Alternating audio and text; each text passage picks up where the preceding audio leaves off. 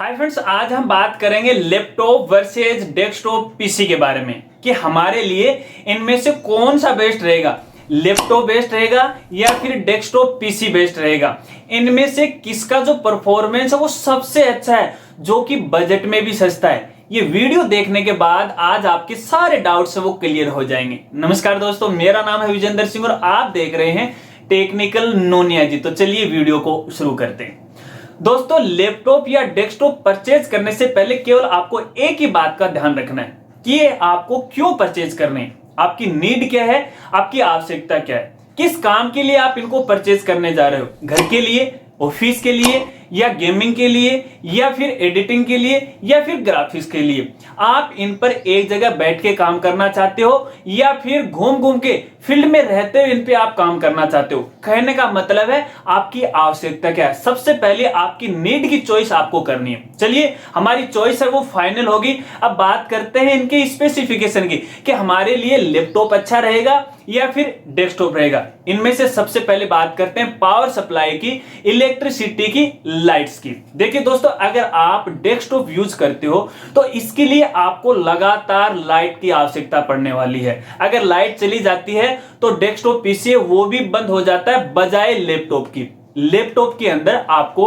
5 से 6 घंटे का बैटरी बैकअप वो मिल जाता है, लेकिन धीरे धीरे लैपटॉप की बैटरी का जो बैकअप है वो कम होता चला जाता है। आज वो 5 से 6 घंटे का, कल को वो 4-5 हो जाएगा, फिर वो 3-4 घंटे का हो जाएगा। तो ऐसे में लगातार उसका बैटरी बैकअप वो घटता जाता है। इसके लिए जो डेस्कटॉप पीसी है उसके लिए आपको एक एक्स्ट्रा इन्वर्टर का खर्चा वो करना पड़ेगा। साथ साथ में आपको डेस्कटॉप को भी पावर सप्लाई मिल जाएगी, लेकिन उसके साथ आप इन्वर्टर से अपने घर के काम भी तो कर सकते हो। चलिए अगली बात करते हैं इनके कस्टमाइजेशन की। दोस्तों, अगर कस्टमाइजेशन की बात करें तो डेस्कटॉप है फुल्ली कस्टमाइज है, बजाय लैपटॉप की।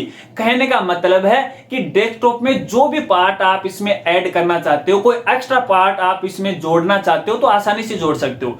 कल को मान लीजिए कोई भी पार्ट खराब हो जाता है तो आप खुद ही परचेज करके आप डेस्कटॉप के अंदर उसमें चेंज कर सकते हो, बजाय लैपटॉप की। अगर लैपटॉप में कोई पार्ट खराब हो जाता है या फिर उसकी परफॉर्मेंस आप बढ़ाना चाहते हो, उसमें कोई पार्ट आप एक्स्ट्रा ऐड करना चाहते हो, जोड़ना चाहते हो, तो लैपटॉप में आप नहीं कर सकते। एक दो पार्ट को छोड़ के, जैसे रैम है, हार्ड डिस्क है, इसको छोड़ के बाकी लैपटॉप में आप कोई भी पार्ट एक्स्ट्रा ऐड नहीं कर सकते। क्योंकि दोस्तों, एक तो वैसे ही ये पोर्टेबल होता है, इसकी साइज वो छोटी होती है, तो इसको अपन जैसा चाहते हैं वैसा कस्टमाइज नहीं कर सकते, बजाय डेस्कटॉप की। तो इसलिए जो डेस्कटॉप पीसी होता है वो फुल्ली कस्टमाइज होता है। अगर उसकी कैपेसिटी आप बढ़ाना चाहते हो तो आसानी से आप बढ़ा सकते हो। चलिए बात करते हैं इसके परफॉर्मेंस की कि इनमें से जो परफॉर्मेंस है वो किसका बेस्ट होता है, डेस्कटॉप पीसी का होता है या फिर लैपटॉप का होता है। तो देखिए दोस्तों, परफॉर्मेंस की बात करें तो डेस्कटॉप का परफॉर्मेंस इज द बेस्ट। कोई रोकने टोकने वाला नहीं है। जैसा आप परफॉर्मेंस चाहते हो वैसा का वैसा परफॉर्मेंस आप डेस्कटॉप से ले सकते हो, बजाय लैपटॉप की। क्योंकि अगर आपको इन द फ्यूचर अपग्रेड करना है, कोई पार्ट आपको ऐड करना है, तो आप डेस्कटॉप के अंदर पार्ट है वो ऐड कर सकते हो, इसको अपग्रेड भी कर सकते हो, लेकिन लैपटॉप में आप ऐसा नहीं कर सकते, उसको अपग्रेड है वो नहीं कर सकते। दोस्तों, आपको पता है कि टेक्नोलॉजी हर एक साल के बाद वो बदलती रहती है, हर एक साल क्या, हर दिन है वो बदलती रहती है। तो ऐसे में हमारे डेस्कटॉप हो या फिर हमारा लैपटॉप हो, उसके जो पार्ट है, नए नए जो टेक्नोलॉजी है, उसको कंपेयर करने में थोड़ी सी दिक्कत आती है, उसको समझ नहीं पाते हैं। तो ऐसे में अगर कल को हमें हमारे डेस्कटॉप को या लैपटॉप को अपग्रेड करने की आवश्यकता पड़ जाती है तो हम लैपटॉप को अपग्रेड नहीं कर सकते, बजाय डेस्कटॉप की।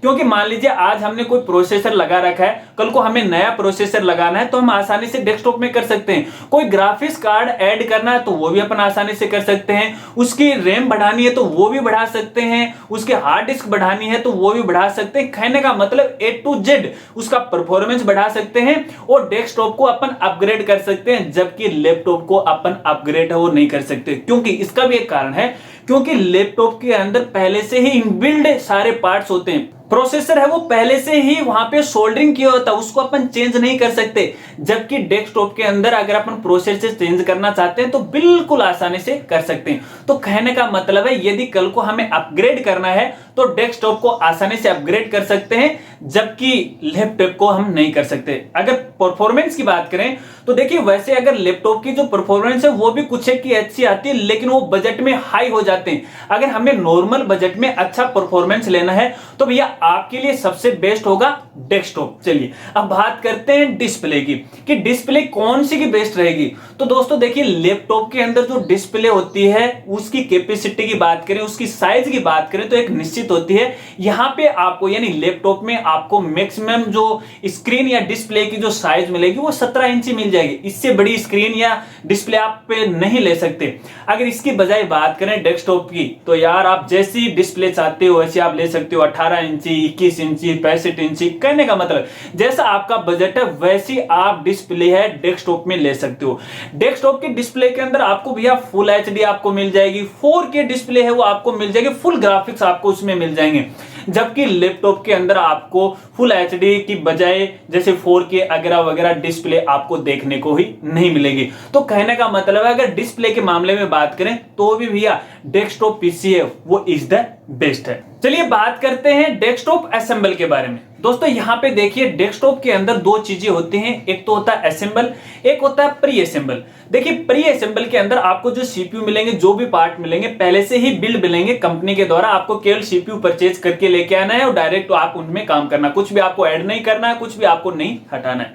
जबकि असेंबल के अंदर यदि आपको थोड़ा बहुत टेक्नोलॉजी का ज्ञान है तो हर एक पार्ट आप बाजार से परचेज करके आप अपने घर पे ही अपना कंप्यूटर है, अपना सीपीयू वो तैयार कर सकते हो। और जो असेंबल सीपीयू होता है दोस्तों वो बजट में भी बहुत सस्ता पड़ता है बजाय प्री असेंबल सीपीयू की बजाय, क्योंकि प्री असेंबल होते हैं कंपनी इन बिल्ड होते हैं तो थोड़े से महंगे होते हैं। जबकि जो असेंबल अपन घर पे करेंगे तो एक एक पार्ट अपन बाजार से परचेज करके लेके आएंगे। और यहाँ पे डेस्कटॉप के जो पार्ट हैं बाजार में आपको हर जगह आसानी से मिल जाते हैं। अगर बाजार में नहीं मिलते तो आप ऑनलाइन है, बिल्कुल सस्ते हैं वो, आप ऑनलाइन परचेज कर सकते हो और अपने घर में आप अपना खुद का कंप्यूटर है वो बना सकते हो, यदि आपको थोड़ा सा टेक्नोलॉजी का ध्यान है। और आप यूट्यूब पर बहुत सारे ऐसे वीडियो है, आप ऑनलाइन सामान है वो परचेज करो और घर पे अपना कंप्यूटर है वो तैयार करो। चलिए ये बात हो गई असेंबल और प्री असेंबल की। तो अब हमें कौन सा परचेज करना चाहिए दोस्तों? मैंने आपको कहा टेक्नोलॉजी का ध्यान है तो आप अपने घर पे असेंबल कीजिएगा, अगर इसका ध्यान नहीं है तो आप बाजार से जो प्री असेंबल है वो आप परचेज है वो करके ला जाए। चलिए अब बात करते हैं अपन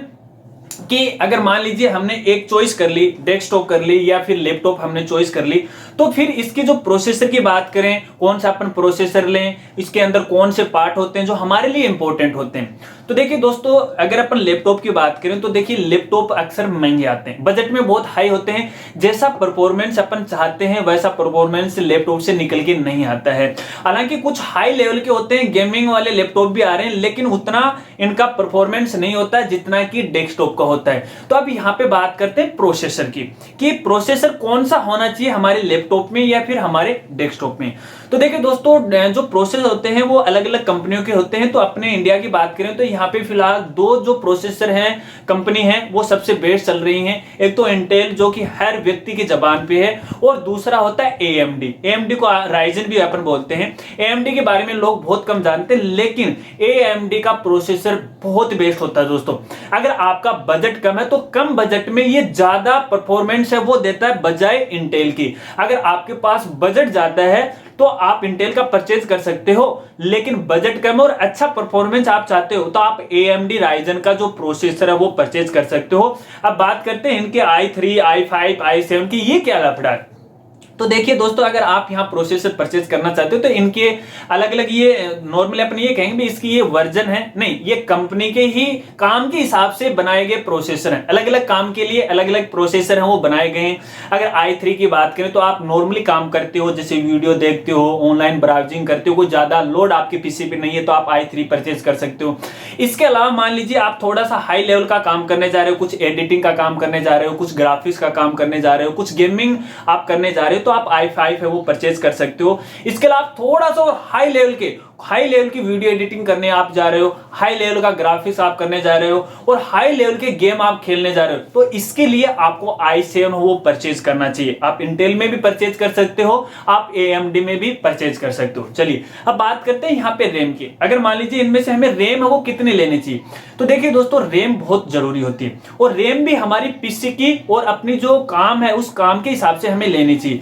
अब देखिए ऐसा नहीं कि हमारे पीसी पे लोड तो है नहीं और हम रैम है वो बड़ी लेके आएंगे, क्योंकि हमने यार सुना है कि ज्यादा रैम होगी तो ज्यादा स्पीड होगी। नहीं, ऐसा नहीं है। जब पीसी की ही कैपेसिटी नहीं होगी, प्रोसेसर की कैपेसिटी नहीं होगी, तो ज्यादा रैम परचेज करने का कोई मतलब नहीं है। तो अगर आप यहाँ i3 यूज करते हो तो इसके लिए आप यहाँ 4 GB की रैम हो परचेज कर सकते हो, i5 करते हो या फिर i7 करते हो तो 8 या फिर 16 GB की रैम आप परचेज कर सकते हो। 3 से 4 हजार रुपए की जो रैम है वो आपको मिल जाती है। और आज की जो लेटेस्ट जो रैम चल रही है वो DDR4 चल रही है। इसकी जो स्पीड है, इसकी रीड और राइटिंग की स्पीड बहुत अच्छी है। DDR4 आप परचेज कर सकते हो। चलिए बात करते हैं यहाँ पे हार्ड डिस्क की, कि हमें HDD है वो परचेज करनी चाहिए, फिर SSD है वो परचेज करनी चाहिए। तो दोस्तों देखिए, अगर आप SSD परचेज करते हो तो ये थोड़ी बहुत ही ज्यादा महंगी होती है। मान लीजिए आप तकरीबन 120 MB की SSD परचेज करोगे तो तकरीबन 3-4 हजार रुपए लग जाएंगे।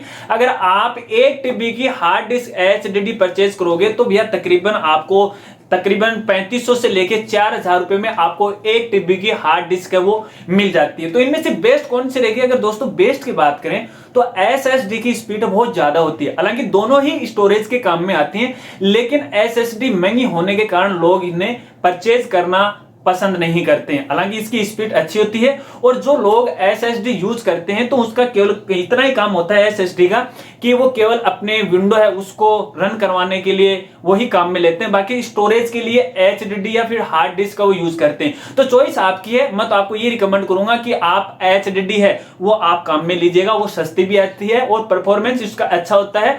SSD की बजाय तो इतना नहीं होगा। चलिए ये कुछ चीजें थी जिनको आपको ध्यान में रखना है। चलिए बात करते हैं तो फिर यार हमें लैपटॉप परचेज करके लेके आना चाहिए या फिर हमें डेस्कटॉप है वो परचेज करके लेके आना चाहिए। दोस्तों मैंने आपको पहले बताया कि आपकी नीड क्या है। अगर आपकी नीड ज्यादा है, एक जगह बैठ के आप काम करना चाहते हो, तो आपके लिए डेस्कटॉप इज द बेस्ट। और मैं तो आपको यही कहूंगा कि आप डेस्कटॉप है वही परचेज करके लेके आएगा, क्योंकि कल को मान लीजिए आपको इसे अपग्रेड करना है, इसकी स्पीड आपको बढ़ानी है, कोई पार्ट अगर आप इसका खराब हो जाता है तो आप चेंज कर सकते हो, कोई पार्ट इसमें आप बढ़ाना चाहते हो तो वो भी आप आसानी से बढ़ा सकते हो। लैपटॉप में आप ऐसा नहीं कर सकते। लेकिन अगर आपकी मजबूरी है कि आप फील्ड में रहते हुए काम करना जा रहे हो, आपके प्रोजेक्ट हैं जो फील्ड में रहकर आपको काम करना पड़ता है, तो ऐसे में आप जो लैपटॉप है वो परचेज कर सकते हो। अगर आपके पास जगह की कमी है चल रही है, क्योंकि जो लैपटॉप होते हैं वो पोर्टेबल होते हैं, तो आप लैपटॉप परचेज करके ले आ सकते हो। लेकिन अगर आप घर के काम के लिए भी लैपटॉप परचेज करने जा रहे हो तो भैया मेरे हिसाब से लैपटॉप आपको नहीं परचेज करना चाहिए। हालांकि जो अच्छी परफॉर्मेंस वाले लैपटॉप हैं तो भैया वो बजट में हाई चले जाएंगे, लाख 2-2 लाख रुपए के चले जाएंगे, तो वो यार अपने किसी काम के नहीं होते और कुछ दिन के बाद वो धीरे धीरे खराब हो जाते हैं, उनकी भैया रीसेलिंग तो होती नहीं। तो ऐसे में मैं आपको लैपटॉप परचेज करने की कोई सलाह नहीं दूंगा। उसके बाद यदि आपका बजट अच्छा है तो आप हाई लेवल का लैपटॉप है वो परचेज कर सकते हो। लेकिन मैं आपको कहूंगा कि आपको डेस्कटॉप पीसी वो परचेज करना चाहिए, क्योंकि इसके पार्ट हैं वो भी आपको सस्ते मिल जाएंगे। अगर परफॉर्मेंस और स्पीड की बात करें तो आप अपनी आवश्यकता के अनुसार इसकी स्पीड है वो समय रहते हुए आप बढ़ा सकते हो। थोड़ा सा बजट आपके पास है, इसकी स्पीड है आपने बढ़ा दी, लेकिन लैपटॉप में आप ऐसा नहीं कर सकते। तो शायद दोस्तों ये वीडियो देखने के बाद आपके सारे डाउट्स कंफ्यूज है वो दूर हो गए कि अब आपको क्या परचेज करके लेके आना है, आपकी आवश्यकता क्या है, आपकी नीड क्या है, उसी हिसाब से आप परचेज करके आप ला सकते हो। अगर प्राइस की अपन बात करें चलते चलते कि इनकी प्राइस क्या होगी, तो देखिए यहाँ पे अगर डेस्कटॉप की बात करें तो यहाँ पे 25 से लेके 30 हजार तक एक आप हाई लेवल के हाई परफॉर्मेंस वाला डेस्कटॉप या फिर पीसी है वो आप परचेज कर सकते हो, बजाय लैपटॉप की। 25 हजार से लेके 30 हजार के बीच में यदि आप कोई लैपटॉप परचेज करते हो तो भैया उसकी स्पीड नहीं होती। जो बच्चे खिलौने खेलते हैं ना मोबाइल के अंदर, उसी प्रकार से आप खिलौने खेलोगे। अगर आपको लैपटॉप परचेज करना तो तकरीबन 2-1 लाख के लगभग आप लैपटॉप परचेज कीजिएगा तो आपका काम बन जाएगा, वरना कोई मतलब नहीं। तो मैं आपको रिकमेंड नहीं करता हूं।